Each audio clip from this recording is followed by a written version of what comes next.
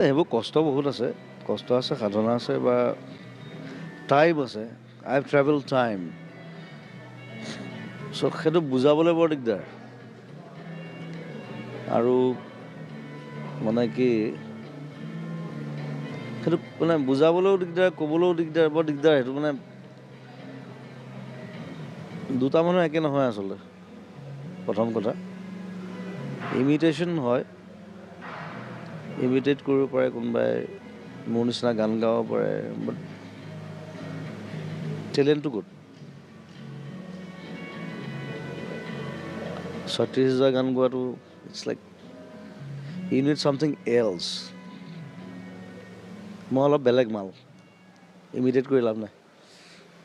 চ' মই মানুহক মটিভেট কৰি আছোঁ যে অসমীয়া ইণ্ডাষ্ট্ৰী, অসমীয়া চিনেমা যেনেকৈ চাউথত কৰে, জাতীয়তাবোধ, অসমীয়া চিনেমা, উই শ্বুড গ' এণ্ড ৱাচ। কথাটো সেইটো। আপুনি যে প্ৰতিদ্বন্দ্বী নাই বুলি কৈছে, বহু মানুহে ভাবে আপোনাৰ প্ৰতিদ্বন্দ্বী পাপন, আৰু পাপনৰ উত্থানত জুবিন কেতিয়াবা ফ্ৰাষ্ট্ৰেটেড হৈ যায়, এনেকৈ বুলি বহুতে চৰ্চা কৰে। আপুনি গম পায়নে? মই কি কাৰণে ফ্ৰাষ্ট্ৰেটেড হ'ম? কাৰণ মই অকল ছিংগাৰ নহয়, বাৰে বাৰে কৈছোঁ, মোৰ পৰিসৰটো অলপ বহল। আপুনি মানে একচ্ছত্ৰী আছিল। ভূপেন হাজৰিকাৰ পিছত বহুতে কয় যে উঠি অহা চামৰ ভিতৰত, মই সন্মান কৰি পেলাই কৈছোঁ, যিখন য়ং চামৰ ভিতৰত আটাইতকৈ আপোনাকেই মানুহে এক নম্বৰত ৰাখিছিল, ৰাখে, এতিয়াও আছে আপুনি। কিন্তু আপোনাক প্ৰত্যাহ্বান জনাব পৰাকৈ বহু দীঘলীয়া সময় এটা অসমত কোনো ওলোৱা নাই। বহুত ওলাইছে গায়ক, গায়িকা, নাই, কোনো পৰা নাই। কিন্তু এটা সময়ত পাপনৰ আৱিৰ্ভাৱ হোৱাৰ পিছত বহুতেই ধৰি লৈছে যে জুবিনক টক্কৰ দিয়া এজন ওলালে। টক্কৰ শব্দটোৱে মই ব্যৱহাৰ কৰিছোঁ, আৰু সেইজন বেলেগ কোনো নহয়, পাপন। আৰু পাপনৰ সেই উত্থানত জুবিন কেতিয়াবা ক'ৰবাত শংকিত হয়, যাৰ কাৰণে জুবিনে নক'বলগীয়া কথা কয়, নকৰিবলগীয়া ঘটনা ঘটায়, মিছা কথা। এইটো এনেকৈ বহুতে ভাবে। উলিয়াই এইবিলাক মই শংকিত হোৱা কোনো কথাত নাই, কাৰণ মোৰ 25 বছৰ হ'ল, পাপন অকল 5 বছৰ হৈছে। গতিকে মই কেলেই তাৰ লগত প্ৰতিযোগিতাত বুলি ভাবিম? মই বহুত আগতেই আহিলোঁ। পাপন হাৰ্ডলি 5 years হৈছে তাৰ, আৰু সি ভাল কাম কৰি আছে নতুন। আৰু ইণ্টাৰেষ্টিংলি পাপনক প্ৰথম অসমীয়া এলবামত মই গাইছিলোঁ। নহয়, আপুনি গাইছিলে? মই গাইছিলোঁ স্নিগ্ধ জোনাক বুলি এলবাম এটাত, আৰু সেইটো তাৰ প্ৰথম ৰেকৰ্ডেড আছামিজ ছং। কথাটো এনেকুৱা হৈছে নেকি, যি ধৰণে আপুনি মাত্ৰ ক'লে স্নিগ্ধ জোনাকত আপুনি পাপনক প্ৰথম গোৱাইছে, ঠিক একেদৰে জিতুল সোণোৱালেও আপোনাক প্ৰথমে বাদ্যযন্ত্ৰী আপুনি ব্যৱহাৰ কৰিছিল, সেই জিতুল সোণোৱালক আপুনি উৰাই দিছিল এটা সময়ত। জিতুলাই মোক তেনেকৈ পাপনে আপোনাক উৰাই দিছে এতিয়া? জিতুলাই বুজাইছিলোঁ, মোক উৰাই দিব নোৱাৰে, এইটো লাভ নাই। ৰজা এটাই থাকে, মন্ত্ৰী ধেৰ থাকে। আৰু পাপন আমি খুব ভাল বন্ধু, এতিয়াও আমি আড্ডা মাৰোঁ, বহোঁ। সি বম্বেত আগতে মোৰ ঘৰত থাকেহি, মই দিল্লীত তাৰ ঘৰত থাকোঁ।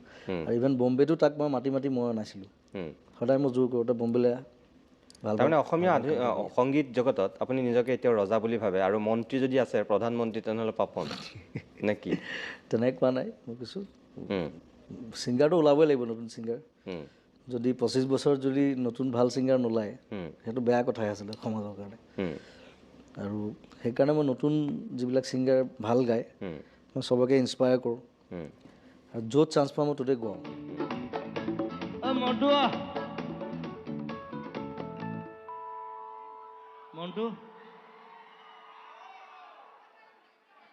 মণ্টুমণি শইকীয়া অসমৰ আটাইতকৈ কটীয়া ছিংগাৰ। মণ্টুমণি শইকীয়া দেখাত সি কটীয়া,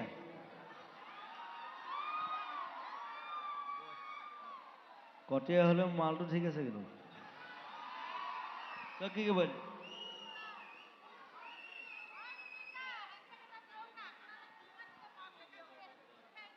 অ' ৰাম, হৰি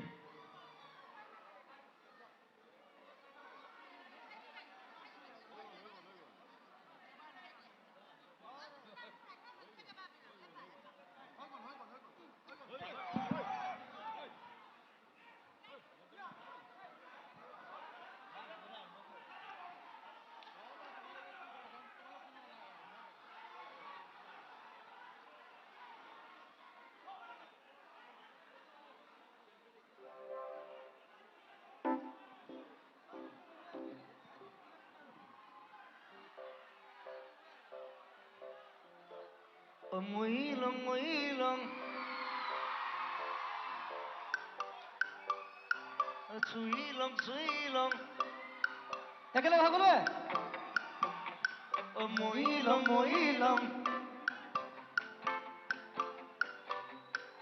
চুইলং চুইলং।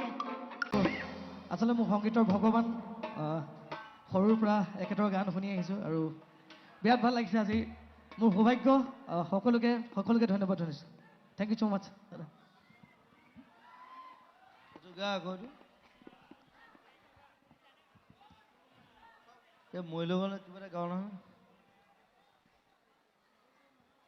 কওঁ যিমানখিনি গীত গাই আছে আপুনি খুব সম্ভাৱনা দেখা খুব নতুন নাহিদো হ'ব পাৰে তাত খুব সম্ভাৱনা দেখা আপোনাৰ চকুত কোন হ'ব পাৰে নাহিদ বহুত সৰু নাহিৰ কথা মই এতিয়া নকওঁ তাইৰ মেচিউৰ্ডে হোৱা নাই তাইৰ ভইচ এতিয়াও তাইক মই ৰিচেণ্টলি চিনেমাখনত গাইছোঁ আৰু তাই কেইবা বছৰ লাগিব ফুল মেচিউৰ্ড ভইচ হ'বলৈ এতিয়া পপুলাৰ বুলি ক'বলৈ গ'লে কোন পপুলাৰ বাবু ভাল গায় দীক্ষুৱে যথেষ্ট ভাল গায় ৰিচেণ্টলি মই নীলাকাশৰ তাক মই লগ পালোঁ সি মোৰ লগত ফুটবলো খেলে মোৰ টীমত তাৰ গোৱাৰ ষ্টাইলটো মই ভাল পাইছোঁ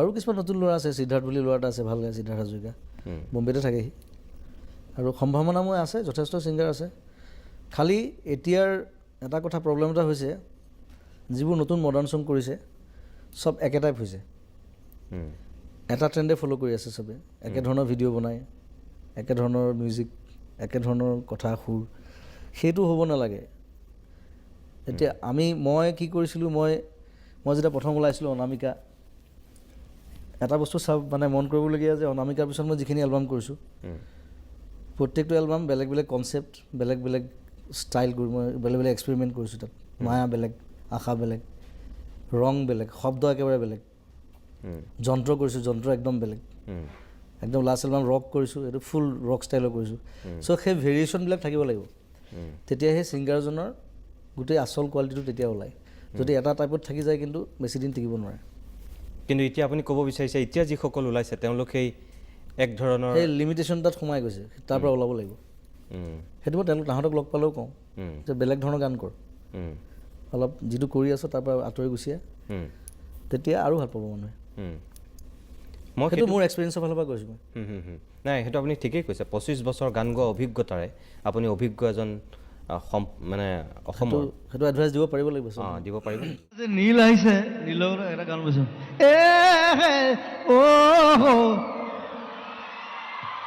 তাৰ চব গানবিলাক আজিকালি তেনেকুৱা হৈ গৈছে এনেকুৱা গালি পাইছোঁ চব গান তেনেকুৱা হ'ব নালাগে মই আকৌ তাৰ এইটো গান ভাল পাওঁ চুমা কিবা এটা গান চুমা দিয়ে ই মোক মানে ষ্টুডিঅ'ত মোক কৈছিলে দাদা এইটো গান মই ৰিলিজ নকৰোঁ বোলে কিয় কৈছে কণ্ট্ৰভাৰ্চি হ'ব চুম্মা বুলি গাইছোঁ বোলে তই ৰিলিজ কৰ যদি কোনোবা আহে মই প্ৰথম থিয় দিম তোৰ আৰু মই ভাবোঁ সি আটাইতকৈ ধুনীয়াকৈ গোৱা গান এটা এইটো গান এইটো চুম্মা এইটো যিটো গাইছে এইটো মানে ইটছ লাভলি বাকী মাইজান চেনিজান এইবোৰ গাই থাকে একো নাই এইবোৰ দৰকাৰ নাই মই কিন্তু কওঁ এবাৰ জুবিনদাৰ কাৰণে হাত চুবুৰি এটা হ'লে খুব ভাল লাগিব মোৰ ফালৰ পৰা মই জুবিনদাৰ কাৰণে গিফ্ট এটা কিনি থৈছোঁ আজি যাম বুলি ক'লোঁ কিন্তু মই সাৰে নাপালোঁ কিন্তু এই পেটলা হৈছে দেই মানে ই বোলো ফুটবল খেলেতো জুবিন গাৰ্গ আৰ্টিষ্ট 11ৰ ই এটা সদস্য হয় মই আজি মানে গিফ্টটো যদি মই লৈ নহ'লে বেছি ভাল হ'লহেঁতেন মই জোতা এযোৰ লৈছোঁ আপোনাৰ কাৰণে জুবিনদাৰ কাৰণে মই জোতা এযোৰ লৈছোঁ আৰু অহাকালিলৈ মই দি আহিম আপোনাক আজি মই পাহৰি থাকিলোঁ বেয়া নাপাব আপুনি প্লিজ মোৰ গুৰু মোৰ প্ৰেৰণা মোৰ ইনস্পিৰেশ্যন মোৰ নিচিনা বহুত ল'ৰাৰ ইনস্পিৰেশ্যন আচলতে আমি জুবিন গাৰ্গক শুনি শুনিহে গান শিকা মই কেতিয়াও গান শিকা নাই বেলেগ ক'তো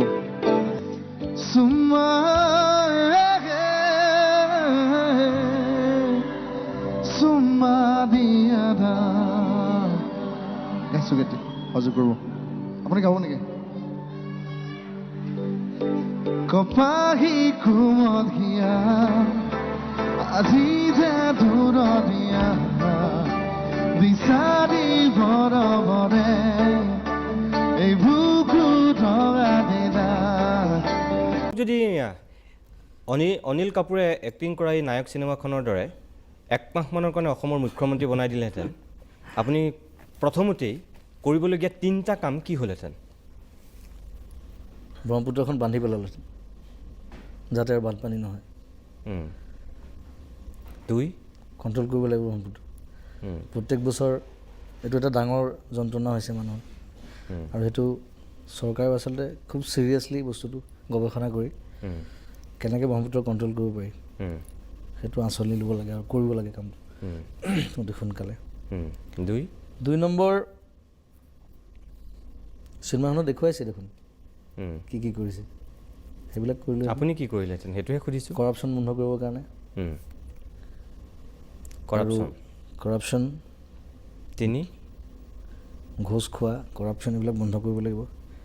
আৰু আমাৰ নতুন জেনেৰেশ্যনটোক কেনেকৈ মানে সামাজিকভাৱে আৰু এৱেৰ কৰিব পাৰি তাৰ কাৰণে কিছুমান স্পেচিয়েল ট্ৰেইনিং ৰাখিলোহেঁতেন, ট্ৰেইন কৰিলেহেঁতেন বাহিৰৰ পৰা মানুহ আনি, বিভিন্ন বিশেষজ্ঞ, বিভিন্ন ডিপাৰ্টমেণ্টৰ বিভিন্ন জনৰ বিভিন্ন মানুহক আনি তেওঁলোকৰ লগত ইণ্টাৰেক্ট কৰাই কেনেকৈ সামাজিকভাৱে মানসিকভাৱে আৰু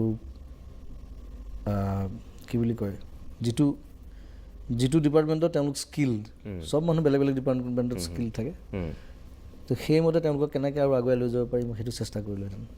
কেতিয়াবা আপোনাৰ চৰকাৰবিলাকৰ কাম কাজ দেখি এনেকুৱা নালাগেনে যে মই এদিন অসমৰ মুখ্যমন্ত্ৰী হৈ যোৱা হ'লে? কেতিয়াবা মন যায় শব্দটো মোৰ লগতে আছে, কিন্তু মই একেবাৰে নন পলিটিকেল, আগতে কৈছোঁ, গতিকে পলিটিক্সত যোৱাৰ মোৰ কোনো ইচ্ছা নাই। পলিটিক্সৰ পৰা আঁতৰি থাকিও কেনেকৈ ভাল কাম কৰিব পাৰি সেইটোৱে মোৰ ইচ্ছা। ব্ৰহ্মপুত্ৰৰ কথা ক'লে, ইয়াত নমামী মহোৎসৱ পাতিলে, এইবাৰে সৰ্বাধিক যোৱা 10 বছৰৰ ভিতৰত হয়তো বা 15 বছৰৰ ভিতৰত সৰ্বাধিক বান হৈছে। আপুনি নিজেই ক'লে এই ব্ৰহ্মপুত্ৰৰ ভেটি পেলোৱাৰ কথা, সেইকাৰণেই চাগে কৈছে আপুনি শেহতীয়া বান দেখি পেলাই কৈছে। বেলেগ কথা একো নাই। নমামী এটা গান ময়ো গাইছিলোঁ সংস্কৃত যিটো ভাৰ্জন সংস্কৃতত, কিন্তু মই তেতিয়া গুৱাহাটীলৈ আহিয়ে কৈছিলোঁ মই ব্ৰহ্মপুত্ৰত জোকাই লোৱাটো ভাল হোৱা নাই। আপুনি ভাবে নেকি যে ব্ৰহ্মপুত্ৰক জোকাই লোৱাৰ কাৰণে এইবাৰ কাল ৰূপ ধৰিছে? সেইটো তেনেকুৱা যেন লাগে কিন্তু কেতিয়াবা ব্ৰহ্মপুত্ৰক জোকাই ল'ব নাপায় আচলতে। মিষ্টিক ৰিভাৰ যেনেকৈ আছে তেনেকৈ থাকিব দিব লাগে। চ' সেইটো বাৰু এইটো অন্ধবিশ্বাস বা ঠিক আছে। এই 1.5 বছৰীয়া যিবিলাক কাম কাজ তেনেকুৱা ধৰক তেনেকুৱা কিছু কাম কাজ যিটোৱে আপোনাক অলপ আমনি কৰে। কিন্তু এটা কথা ক'ম, মই নমামীত যে ইমান পইচা খৰচ কৰিলে সেই পইচাখিনি আৰু বেলেগ কামত মানুহৰ কাৰণে খৰচ কৰিব পৰা গ'লহেঁতেন নমামী নাপাতি। নমামী মহোৎসৱটো পতাটো ফেষ্টিভেল পাতক, ফেষ্টিভেল ভাল ফেষ্টিভেল এটা দৰকাৰ অসমত, কিন্তু নমামী বুলি পাতি বহুত পইচা নষ্ট হোৱা যেন লাগিলে মোৰ। আৰু সেইকেইদিন ফেষ্টিভেলৰ কিন্তু চবেই দেখিছে বৰষুণে গোটেই উটাই পেলালে গোটেই। মই ইয়াৰ আগতো আপোনাক এবাৰ কৈছিলোঁ, অসমৰ 3জন মানুহে অসমৰ চেহেৰা সলনি কৰি দিব পাৰে। ৰাজনৈতিক ক্ষেত্ৰত হিমন্ত বিশ্ব শৰ্মা, সামাজিক ক্ষেত্ৰত অখিল গগৈ আৰু সাংস্কৃতিক ক্ষেত্ৰত জুবিন গাৰ্গ। এই 3জন মানুহ যদি একেলগে অসমৰ চেহেৰা সলনি কৰোঁ বুলি লাগি যায়, সঁচাকৈ চেহেৰাখন সলনি হৈ যাব। হিমন্ত বিশ্ব শৰ্মাৰ পিছফালে এনেকুৱা এটা শক্তিশালী জনসমৰ্থন আছে, অসমৰ কোনো ৰাজনীতিবিদৰ সেই শক্তিটো নাই। অখিল গগৈ সামাজিক ভেটিত ইমান এক সবল স্থিতি আছে, তেওঁ সাংগঠনিকভাৱে ইমান শক্তিশালী, তেওঁ ওলাই আনিব পাৰে লাখ লাখ মানুহ এটা নিশাৰ ভিতৰত, কোনেও নোৱাৰে যিটো কাম তেওঁ পাৰে।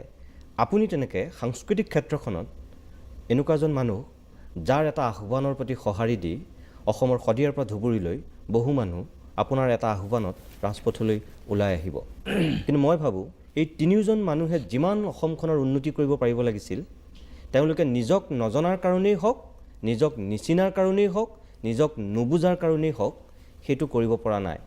আপুনি ক'ব খুজিছে নেকি মই সাংস্কৃতিক জগতত একো কৰা নাই আজিলৈকে? কৰিছে, মই তাতকৈ আৰু বহুত বেছি কৰিব পৰা মানুহ বুলি আপোনাক কৈছোঁ। ইয়াতকৈ বেছি কৰিবলৈ হ'লে মই আকৌ মেচিন হৈ যাব লাগিব। আপুনি মোৰ দেহা বেয়া হৈ গৈছে। ঠিক আছে, আপোনাক মই বিয়োগ কৰি পেলাই যদি কওঁ, অখিল গগৈ আৰু হিমন্ত বিশ্ব শৰ্মাই নিজৰ শক্তি সামৰ্থ্য অনুযায়ী কাম কৰিছে বুলি ভাবে? তেওঁলোকৰ জনৰটো বেলেগ, মই তেওঁলোকৰ কি কৰিছে কি নাই কৰা মই সেইকাৰণে তাত একো মাত নামাতোঁ, কিন্তু মই মোৰ নিজৰ কাম কৰি যাম। আৰু মই মৰাৰ আগলৈকে মই এনেকুৱা এটা বস্তু কৰি থৈ যাম যিটো আৰু 100 বছৰ কোনেও কৰিব নোৱাৰে, সেইটো কনফিডেঞ্চ মোৰ আছে। সেইটো আছে। য়েছ, আই উইল ডু দেট। শেষত এটা বেয়া প্ৰশ্ন সোধোঁ, কি? আপোনাক কেতিয়াবা অপ্ৰকৃতিস্থ অৱস্থাত দেখা যায়, যিটো অসমৰ মানুহে কেতিয়াও নিবিচাৰে, আৰু তাৰ মূলতেই হৈছে মদ। আজি বহুত দিন দেখা নাই কিন্তু কোনো। অদূৰ ভৱিষ্যতলৈ নেদেখিবনে?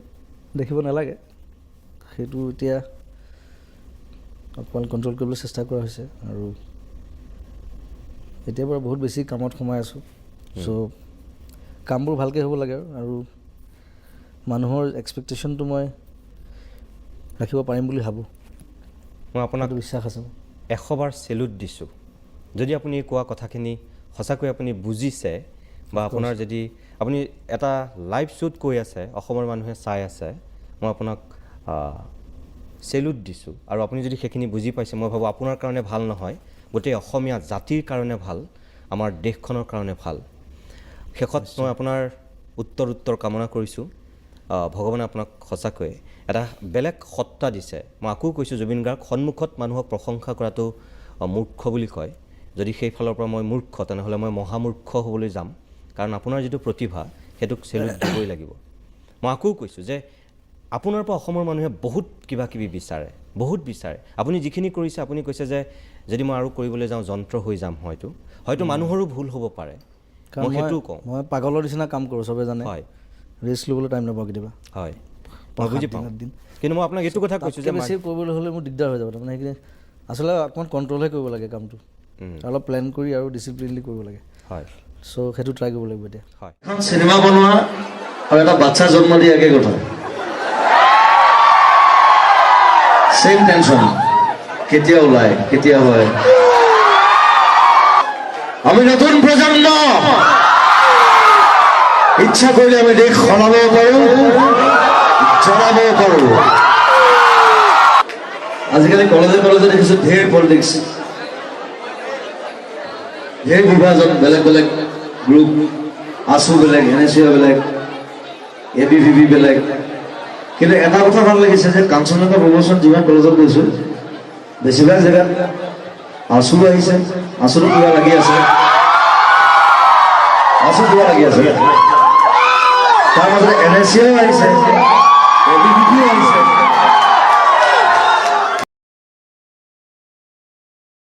Studio is very different. Studio is like you'll have to be 100% perfect. ষ্টেজত সেইটো নহয়, ষ্টেজত কেতিয়াবা অকণমান ইফাল সিফাল হ'লেও, কাৰণ ষ্টেজত সময় নাথাকে নহয়। ষ্টুডিঅ'ত এতিয়া এটা গান মই খুব ফাষ্ট গাওঁ, মই খুব বেছি 20 মিনিট 25 মিনিটত এটা গান গাওঁ, কেতিয়াবা 8 মিনিটতো গাই দিওঁ। নতুন আৰ্টিষ্টৰ কাৰণে দিগদাৰ হয় বাৰু, কিন্তু ষ্টেজত মানে সেই কম টাইমৰ ভিতৰত you will have to be very tight.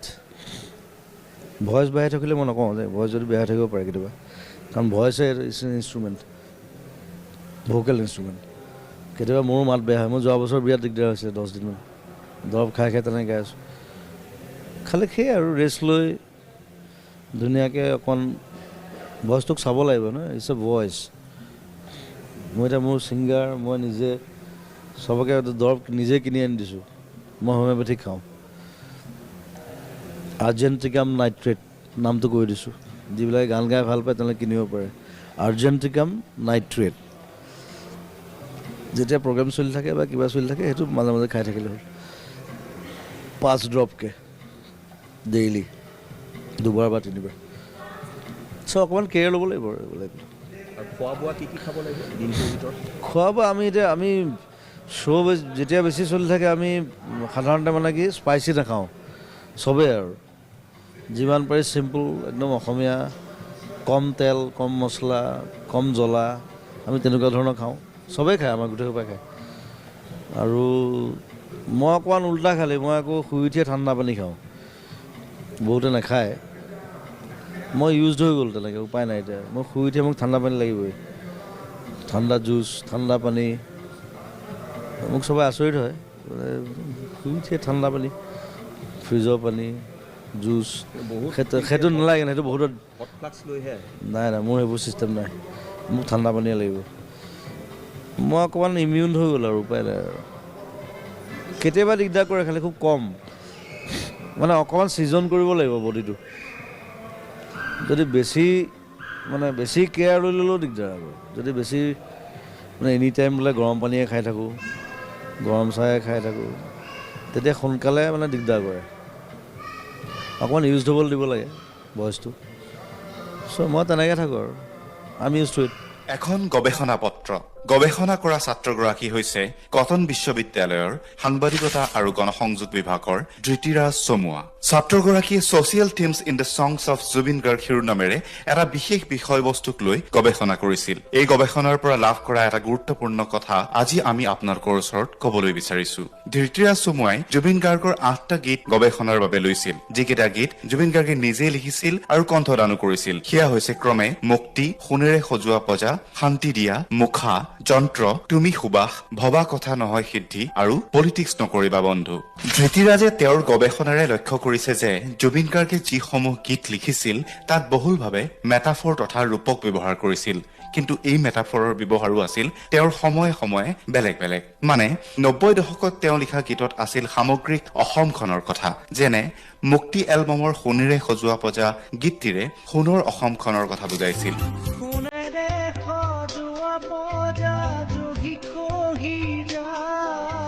ধুৰি বাৰুদ উৰুৱাই কথাকেইটাৰে সেই সময়ৰ অশান্ত অসমখনৰ প্ৰেক্ষাপটক বুজাইছিল।